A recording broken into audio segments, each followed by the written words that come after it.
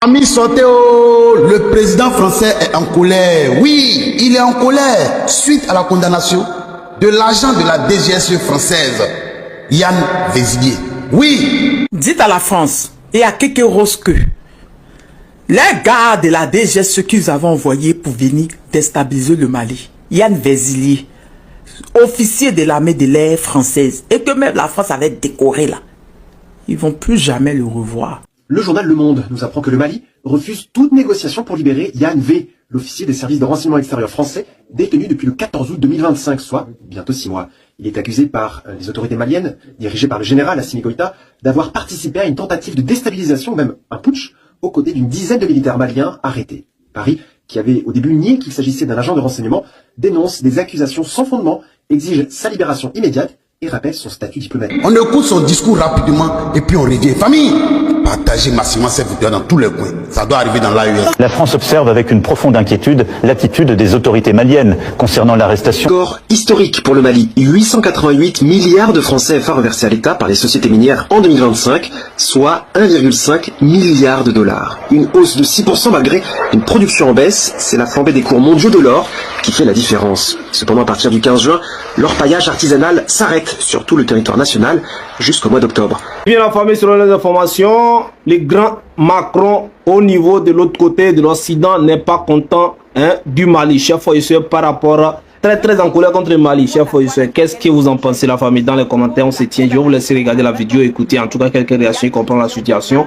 Avant de rentrer dans les vifs du sujet, chef fournisseur, c'est très important. Je vous invite à partager massivement et à laisser les pouces. Il s'agit bien sûr de Mali, l'AES. Vous savez, quand on parle de Mali, c'est l'AES. Aujourd'hui, c'est le président Ibrahim Traoré qui est le président exécutif de l'AES, chef fournisseur. Mais le Mali, c'est l'AES, chef famille. Et bien sûr, vous n'êtes pas là sans savoir qu'il y a bien sûr un agent bien renommé, bien reconnu, bien beaucoup de personnes qui a été arrêté au niveau du Mali déjà pendant août passé, je crois, dans les mois d'août passé, bien sûr, aujourd'hui condamné à 20 ans d'emprisonnement au niveau du Mali. Chers frères et sœurs, que vous savez, restez jusqu'à la fin, on revient pour en décortiquer, c'est très important. Mais...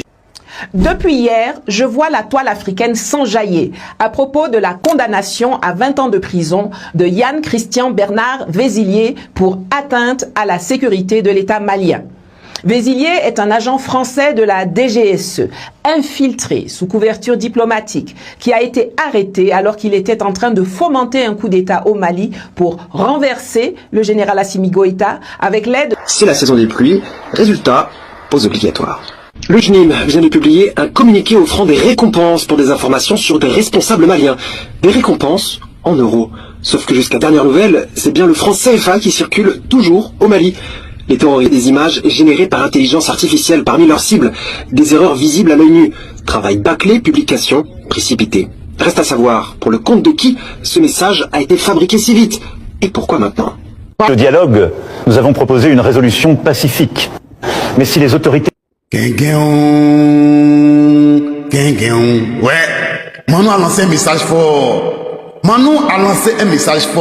Eh, Manu, vous l'avez entendu? La question qu'on voulait te poser ici, ton Yann Vézilier là, on est allé en France, il a arrêté, on a arrêté sur notre territoire malien. C'est la question que je te pose. Et si c'est là-bas on l'a arrêté, il est allé chercher quoi? C'était à quelle occasion on l'a arrêté?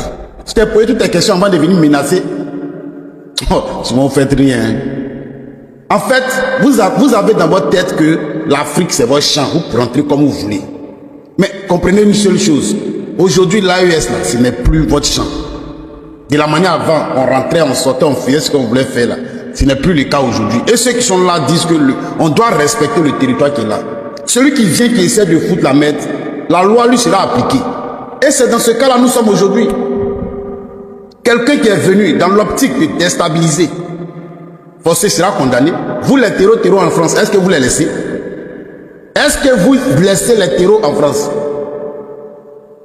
La loi s'applique à lui. Donc, à quoi est-ce que toi tu veux utiliser peut-être ta force ou bien pour pouvoir intimider les gens avec ton discours à la con? Manu, s'il te plaît, faut te calmer. Tu es gamé.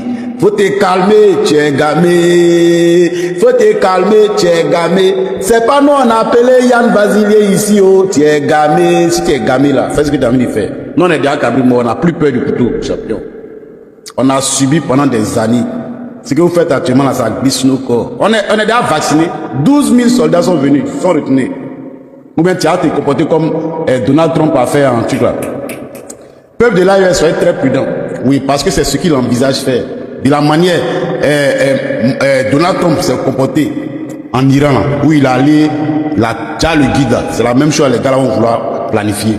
Soyez très vigilants, soyez très prudents. Toutes les sorties limitées, voilà, faites ce que vous avez à faire pour être très prudent. C'est de ça qu'il s'agit. Sur ce, partagez ça dans tous les coins, on est ensemble. Manon, va être gamé, c'est la vie. Il n'y a pas un terreau qui va arriver en France et que vous allez l'ignorer. Non. La loi lui sera appliquée immédiatement sans juger même. Parce qu'il est venu s'aimer le désordre dans votre pays. Maintenant, quand c'est nous les Africains, là, c'est nous maintenant, on doit subir. Parce que vous êtes trop forts. Cette force-là, on l'a déposée ailleurs depuis très longtemps. On ne vous considère même pas comme des plus forts. Voilà. On vous a vu en Iran. L'intimidation ne passera pas. Ce message, on a tout ça dans notre tête. Tu n'as pas pu faire ça en Iran. C'est sur nous les Africains qui ont venu faire ton gros dos. Pour te calmer, tu es gamé pourquoi même champion. Partagez ça dans tous les coins. Maintenant, il faut voir ça là-bas. Poto, c'est vraiment dosé. Où sont? Dites à la France et à Keke Rose que les gars de la DGS, ceux qu'ils avaient envoyés pour venir déstabiliser le... Dites la vérité de façon claire, vous savez.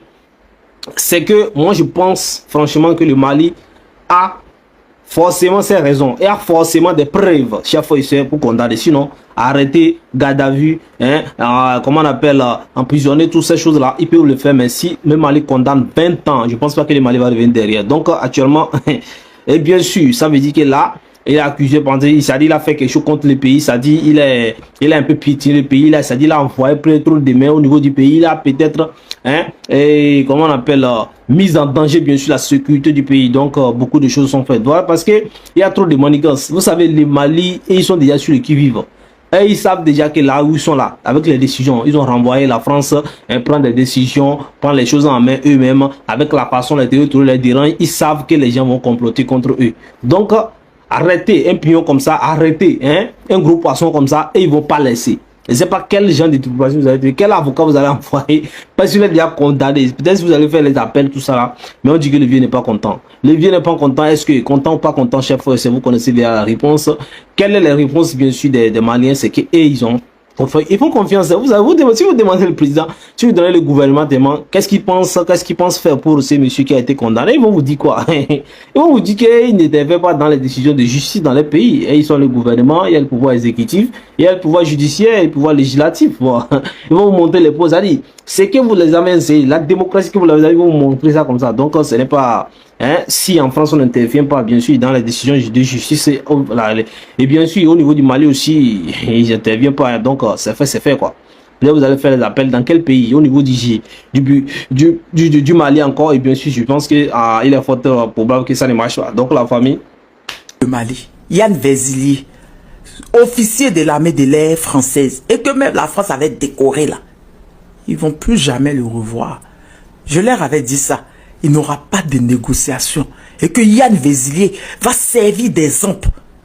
Plus jamais ils vont envoyer de leurs éléments pour venir vouloir déstabiliser le Mali. Les gens m'ont pas cru. Le même Yann Vézilier a été condamné par la justice malienne aujourd'hui à 20 ans de réclusion criminelle, 20 ans d'interdiction de séjour au Mali pour atteinte à la sûreté d'État, et il devait également s'acquitter de 3 600 000 francs CFA d'amende et du franc symbolique. Il a dit que, je vous avais dit, l'audace que Yann Vézilier a pris pour venir se faire passer pour le deuxième secrétaire à l'ambassade de la France au Mali, pendant que il est agent de la DGSE, jusqu'à corrompre certains officiers de l'armée malienne, certains militaires de l'armée malienne. Il va payer ça. Je vous avais dit, le général Assimi est celui-là qui ne parle pas beaucoup, il agit. Vos gars là, vous n'allez plus jamais le voir. Il va pourrir dans les prisons au Mali. Normalement, on doit l'envoyer dans toutes les prisons du pays là-bas. Prochainement, avant d'envoyer de leurs agents là, dans l'un de ces 3 pays venir déstabiliser, ils vont réfléchir. Vous n'allez plus jamais le revoir. Il n'y a pas de négociation. Il va pourrir. Il y a le vrai point qu'elle a. Vous n'allez plus jamais le revoir. Pleurez comme vous voulez. Faites ce que vous voulez. La justice, c'est la justice. 20 ans. Bien. C'est ça. Je vous reviens de nouvelles informations. Quelque Rose commence à pleurer avant d'envoyer des gens pour venir déstabiliser les pays de l'AES. Tu as réfléchi à ça d'abord. Tintin, je vous fais plein de bisous. Ibrahim Traoré. Le Mali vaincra toujours. Vive le général d'armée Assimi Goïta. Le Niger vaincra toujours. Vive le général Papa Abouraman Tiani. L'AES restera toujours debout. L'AES ne tombera jamais. Le trône, c'est pas pour les faibles. C'est pour les hommes durs, fiers, intègres et souverains. La patrie ou la mort.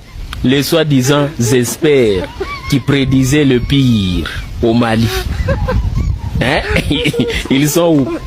Parce que là, 5 ans déjà. Et la situation est sous contrôle. Sur tout le plan. La preuve qui ne date pas de longtemps, c'est Kidal qui a été touché. Mais aujourd'hui, c'est quoi la situation? Qui contrôle Kidal? Qui dirige Kidal? Et qui a peur à Kidal? Vous n'avez encore rien vu. Vous n'avez encore rien vu. Là. La peur a déjà changé de camp. Des questionnements. C'est les nerfs là qui sont en train de gonfler avec des réflexions. Ça ne fait que commencer. Hein. Le trône, c'est pas pour les faibles. Le Burkina Faso vaincra toujours. Vive son excellence le capitaine Ibrahim Traoré. Le Mali vaincra toujours. Vive... On vient d'apprendre comme ça que le porte-parole des agents des affaires maritimes, oui, ceux qui sont sortis avant-hier pour réclamer leurs primes là, celui qui est au milieu ici, il a été ce matin à l'école de gendarmerie. Oui, il a été retrouvé ce matin là. Et voici Côte d'Ivoire là qui est là. Voici Côte d'Ivoire là qui est là. Hein? Je suis choqué. On peut faire ça comme ça, rapidement comme ça. Voilà un peu la situation, voilà un peu les raisons. Je pense que au niveau de l'Élysée est en train de mettre tout en œuvre, tout ce qu'il faut pour essayer de libérer en tout cas leurs hommes. Mais je pense que c'est quelqu'un de très expérimenté. Celui qu'on a arrêté, c'est très expérimenté. Donc, si lui, comme ça, on laisse, c'est-à-dire, s'il est là, si on l'a arrêté, c'est pour des plans, c'est pour des plans. Forcément qu'ils ont vu des choses, ils ont vu des preuves, ils ont vu des trucs qui montrent qui peut fermer la bouche des autres. Donc, et je pense que la France essaie de faire tout ce qui est de mieux pour essayer de rapatrier ou bien de récupérer les hommes. Et ça, moi je pense que c'est dangereux s'ils arrivent à récupérer, c'est dangereux pour l'AES, c'est dangereux pour bien sûr les pays. Donc, les femmes sont en train de faire le travail au niveau de Kidal, sont en train de récupérer des terrains, en train de pousser à fond, de fouger, tout ça là. Et le président Assimi Goïta également. Seigneur, il faut nous sauver. Tiens! Des gens qui réclament les primes, vous les attrapez. Alors là, la Côte d'Ivoire n'a plus de frein. Tiens! La Côte d'Ivoire n'a plus de frein. Non. Dites-nous que c'est faux, pardonnez. Dites que ça, c'est une fausse information.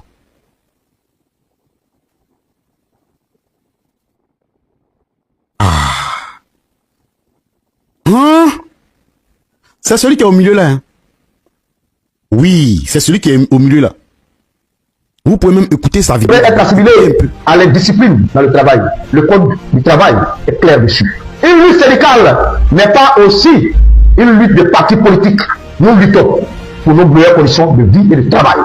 Restons unis, restons mobilisés, restons disciplinés. Cette lutte, il faut la mener car elle va de la dignité des agents et du bien-être de nos familles. Lorsque des agents restent debout dans la dignité, chers amis, chers camarades, quand nous restons unis, aucun obstacle ne peut arrêter notre marche. Mais ça là, qui va nous aider dans le pays, ça là? Qui va nous aider? Mais si le RHDP arrête les gens n'importe comment, et puis on les envoie en prison, ils ne retrouvent plus la vie. Ouais. Parmi, voilà ça là-haut. Vous les corps à bien, vous voyez ce que vous faites, non? Vous voyez comment vous gérez le pays, ça là, non? Ah! Dans cette affaire de déguerpissement en Côte d'Ivoire, ça ne touche pas seulement que les Ivoiriens, ça touche aussi des étrangers. Et c'est pourquoi le Ghana a décidé d'évacuer ses citoyens en détresse en Côte d'Ivoire après les déguerpissements. Le Ghana a au moins science par rapport à ses citoyens qui sont en train de traverser une difficulté. Mais nous sommes en Côte d'Ivoire, où même il y a les déguerpissements. Qui va sauver les Ivoiriens? Qui va sortir les Ivoiriens de leur détresse? Qui va les sortir des difficultés dans lesquelles ils sont actuellement? Il y a des Ivoiriens qui ont vu leurs maisons détruites par des caterpillars. Et ils dorment à la belle étoile. Il pleut sur eux, ils sont là. Il y a soleil sur eux, ils sont là. Qui va s'occuper des Ivoiriens qui sont en détresse? Qui va les loger? Qui va les nourrir? Qui va trouver une solution pour eux?